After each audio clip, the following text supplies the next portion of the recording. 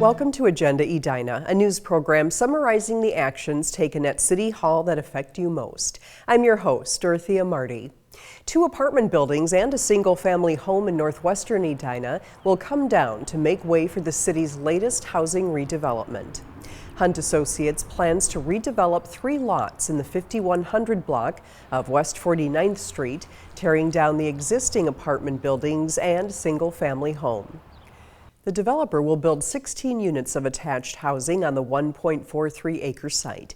5 of the 2- or 3-story townhomes would face 49th Street, 3 would face west, and 8 would face Vernon Avenue. It's a great location in Edina. It's the first new townhouse project in Edina in many years. It's a fantastic location near Jerry's Foods and Walgreens, and it will provide some new housing to many people who live in Edina, want to move out of their single-family home, but don't want to give up all the things they have in Edina. Because the property is in a transition area and serves as a sort of buffer between single-family homes to the north to Vernon Avenue and the Grandview Heights commercial area to the south, the City Council approved a comprehensive plan amendment and rezoning to allow for the construction of what will be called Vernon Avenue Townhomes.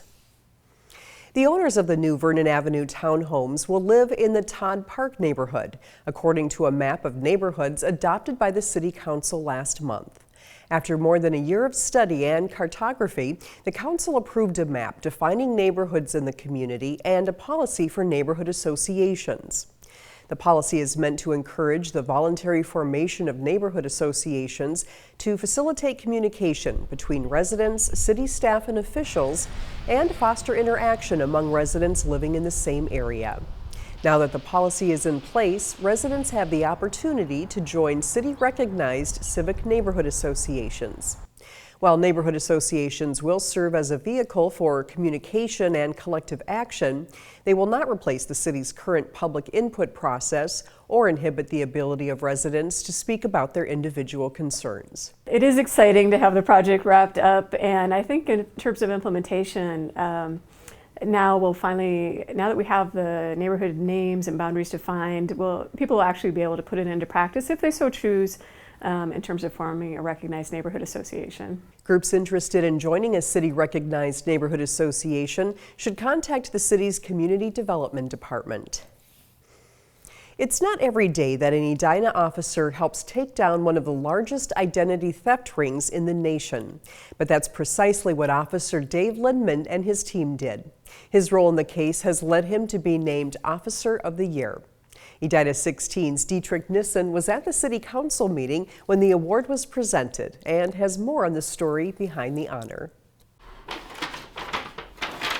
What would you do if you found out your banker was giving your account information to criminals? When we were calling victims, their stories were horrific. And way too common. Back in 2009, Edina officer David Lindman and the Minnesota Financial Crimes Task Force began to see a number of cases like this one. We get a case that comes in where a person's identity was stolen, a bank account is opened up in his name, he has a home equity line of credit which is drained into the new account that they open, and they steal $95,000 worth of his money. The team discovered bankers were being paid off for account information, as well as for passing along fraudulent checks. The case quickly became known as Operation Starburst. When we'd find one person had used an account, then all of a sudden we found 10 identities that were used, stolen identities that were used in an account. Little did Lindman know, these connections would lead his team to discovering an international network of identity thieves. We sent Dave to New York to arrest one of our international fugitives who Dave had lured from Nigeria and convinced him to come back to the United States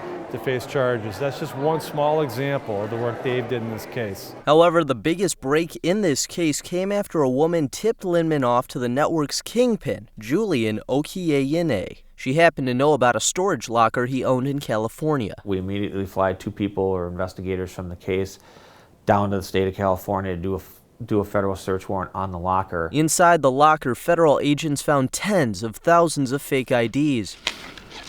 But what happened next came straight out of a movie. This goes into the you can't make this up. The guy shows up while we're serving the warrant.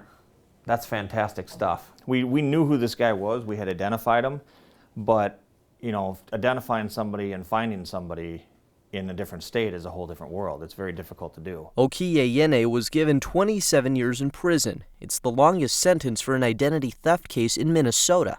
The case garnered praise for Lindman from the highest levels of law enforcement. Dave's an extremely aggressive investigator, extremely knowledgeable about financial and cyber crimes investigations. He's an amazing guy, and he was a pleasure to work with. Edina is very fortunate to have him. So proud of you.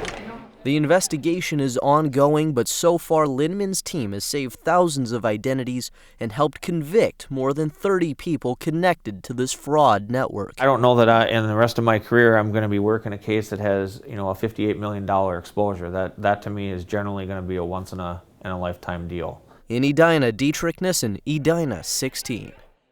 Lindman is just the second officer to receive the Mike Sitari Officer of the Year Award. If you'd like to nominate an officer for next year's award, contact the Edina Police Department at 952-826-1610. Thanks for watching this episode of Agenda Edina. I'm your host, Dorothea Marty.